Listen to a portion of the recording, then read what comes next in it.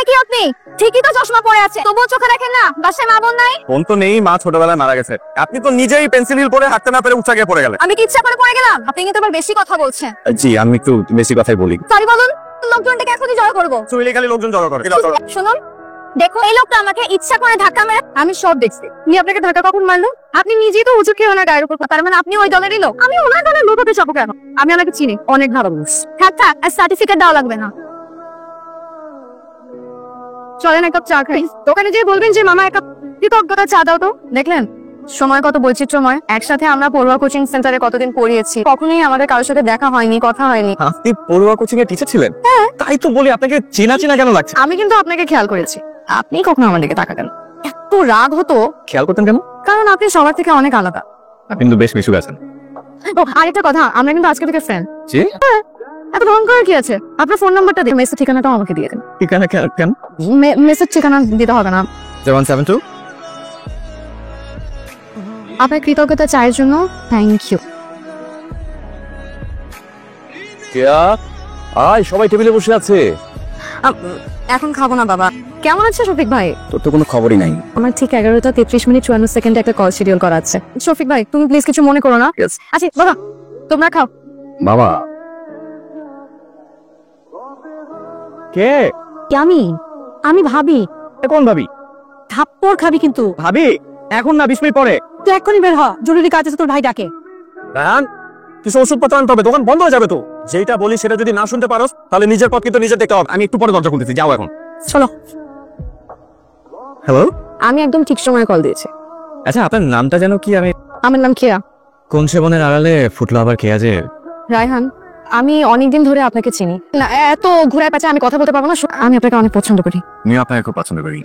এই পছন্দ কোনো স্বাভাবিক পছন্দ না। আমাকে নির্লজ্জ ভাববেন না প্লিজ। কি বলছেন? রায়হান, আপনি দেখতে এত স্মার্ট, তো আপনার কথাবার্তা না এত ব্যাকডেটেড। বোকা নাকি আপনি? আচ্ছা কেয়া, আজ আমি একটু রাখি। পরশুদিন সুলতান মামার দোকানে আপনার চা খাওয়া দাওয়া। ভাই, আমাকে আপনার কেমন মেয়ে মনে হয়? বেহায়া টাইপ না কেন বলুন তো? একবারে এত কিছু করছি। ভেবে কি উত্তর পেলাম? অনুভূতি কিরকম জিনিস জানেন? অনুভূতি এমন একটা জিনিস যেটা জমা হতে হতে মায়ার সৃষ্টি হয়। তাহলে তো অলরেডি আমি আপনার মায়ের খেয়ে রেখেছি। এমন কেন হলো? জানি না, না এমন ছিলাম না কখনোই। কোথা থেকে যে এত মায়া এসে ভর করলো। অপরাধ তো আর করেননি, তাহলে আপনি এত দূরে দূরে কেন? কাছে আসার পরিস্থিতি হয়তো হয়নি। কি হলো, কোথায় যাচ্ছেন? যেদিন পরিস্থিতি হবে সেদিন আবার দেখা হবে। প্লিজ রাগ করবেন না। শুনুন, আমার উপর সবাই রাগ করে, আপনি আমার উপর রাগ করলে আমি কোথায় যাবো বলুন? প্লিজ আপনি চলে যাবেন না। কিন্তু আমার মনে হচ্ছে যে আমি জোর করে আপনার সাথে থাকতে চাই। তুমি একদমই জোর করে না, আমার আপনাকে ভালো লাগে।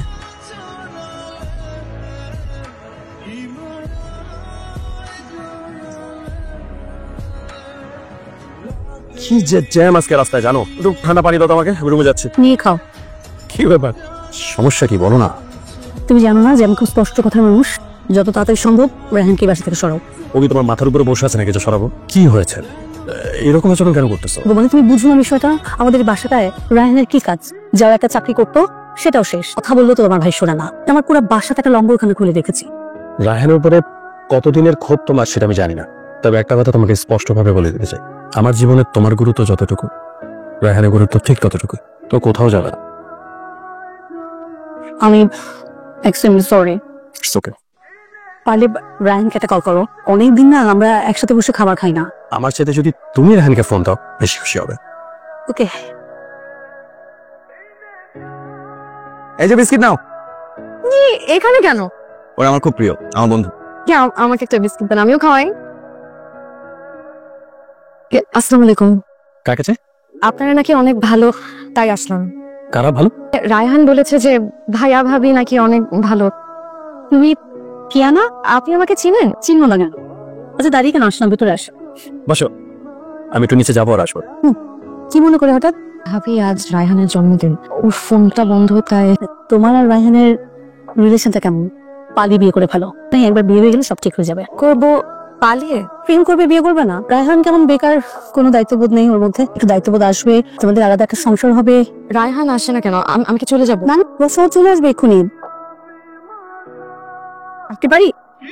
অবশ্যই। এই যে মোমবাতিটা দেখছো, এগুলো আমি লাগিয়েছি, এগুলো আমি সব জ্বালিয়ে দেবো। যতক্ষণ আগুন জ্বলবে ততক্ষণই প্রেম চলবে। আগুনটা নিভে যাবে, দুজন সোজা খেতে চলে আসবে। এমন একজন ক্রিয়েটিভ মানুষ ফ্যামিলিতে থাকলে কিন্তু বেশি সুন্দর হয়ে যায়। তো আজ আপনি হঠাৎ করে আপনার পাশে থাকার জন্য আসলাম। আর কতদিন আমার পাশে থাকতে চান? যতদিন আপনি সুযোগ দিবেন। আমি সুযোগ দেওয়া কে বলুন? মাঝে মাঝে নিজেকে খুব তুচ্ছ মনে হয় জানেন। মানে আমি শুধু দেখতেই সুন্দর, এছাড়া আমার কিছুই নেই। মানে আমাকে ভালোবাসার মতো আমার কাছে কি আছে বলুন? তার কাছে মায়া তো আছে, তার চোখের চাহনিতে কি মায়া থাকে না? আপনার মায়া কাছে উঠতে পারি না। Happy birthday.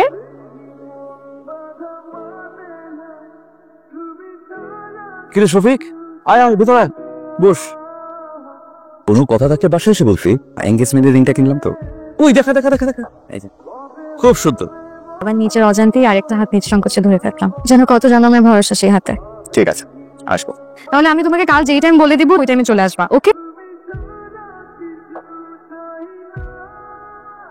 এত দেরি সহ্য করা যায়? ভালোবাসার মানুষের জন্য সারা জীবন অপেক্ষা করা যায়। তুমি বাসা থেকে বের হওয়ার পরে আমার জুতা ছেড়ে যায়। তুমি এত ছন্ন ছাড়া, মাঝে মাঝে মনে হয় তুমি আমাকে ভালোবাসো না। আসলে একটু ছন্ন ছাড়া মানুষের ভালোবাসা হয়তো এমনই হয়। এই নাও। চলো কোথাও গিয়ে বসি। ওদিকে দেখো, একটা গাছ আছে, দেখছো? একটু খেয়াল করলে দেখবা একটা লোক আমাদেরকে অনেকক্ষণ ধরে ফলো করছে। কে ওরে, তুমি চিনো? শফিক ভাই। আমার বাবা হয়তো হুকুম করেছে আমাকে ফলো করার জন্য। মানে আমার বাবা ওনাকে বিয়ের জন্য অফার দিয়েছিল, উনি সাথে সাথে রাজি হয়ে যায়। তোমার বিয়ে ঠিক হয়েছে? হ্যাঁ, এজন্য কি আমি আমাকে কষ্ট দেবো? আমি তো তোমাকে চাই। তুমি কি আমাকে লুকিয়ে বিয়ে করে রাখবে? এক যুগ পরে হলেও না হয় আমাকে তুলে নিও। তুমি অনেক ভালো। তোমার বাবাকে বলো না আমার কথা। আমি বিয়ে করলেই বাবা খুশি।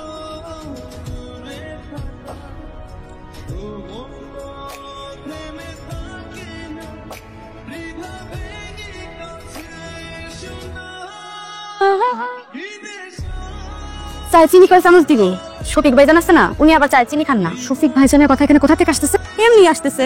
আমি একটু রায়হানের সঙ্গে কথা বলবো, কেয়া তুমি ভেতরে যাও। আমার সামনে বললে অসুবিধা কি? আমি তো আর বাহিরের কেউ না। তুমি কি শফিক ভাইকে ম্যানেজ করতে পারলেই হবে। আমি তো ওনার সাথে যে কথা বলবো। প্লিজ। তাহলে তোমরা দুজন বসে গল্প করো, আমার প্রিপারেশন নিয়ে আসি। তুমি কি ভাবছো আমি কিচ্ছু বুঝি না? তোমার মতো অযোগ্য লোককে আমি চাকরিচ্যুত করেছি, সেই ক্ষোভ থেকে তুমি আমার মেয়েকে টার্গেট করেছো। তোমার এই আশা আলতাফ চৌধুরী কখনো পূরণ হতে দেবে না। তোমাকে এমন উদ্ভ্রান্ত লাগছে কেন? একটু সমস্যা হচ্ছে। রায়হানের সাথে কি তোমার প্রেমের সম্পর্ক? জি।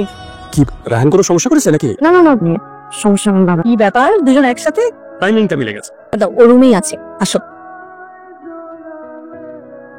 সমস্যা কি খুব ভয়াবহ? একদম ডিরেক্ট রুমে চলে আসছো?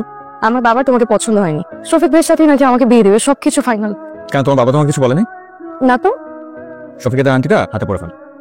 শোনো, 18 তারিখ আমার এঙ্গেজমেন্ট, তাহলে তুমি আমাকে নিয়ে পালাবে। কথা বলছো না কেন? না পালা না, রায়হান পালায় না। তুমি রায়হানকে কি এমন বলেছো যে ওরা করে বাসা থেকে চলে গেছে? আলতাফ চৌধুরী কখনো কাউকে জবাবদিহিতা করেনি। দেখো, রায়হান তোমার পছন্দের, শফিক আমার পছন্দ।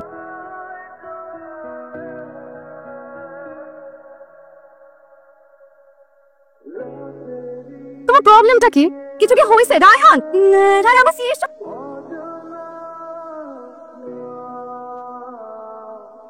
কিরে, টাকা লাগবে? না, কিছু কথা বলার জন্য আসছি। আরে বাবা, সেটা তো বাসায় গিয়ে বলা যেত। আমি শফিক ভাইকে বিয়ে করব। তোমাদেরকে খুশি রাখাই আসলে অনেক বেশি ইম্পর্টেন্ট। এঙ্গেজমেন্টের প্রিপারেশন নেওয়া স্টার্ট করো বাবা।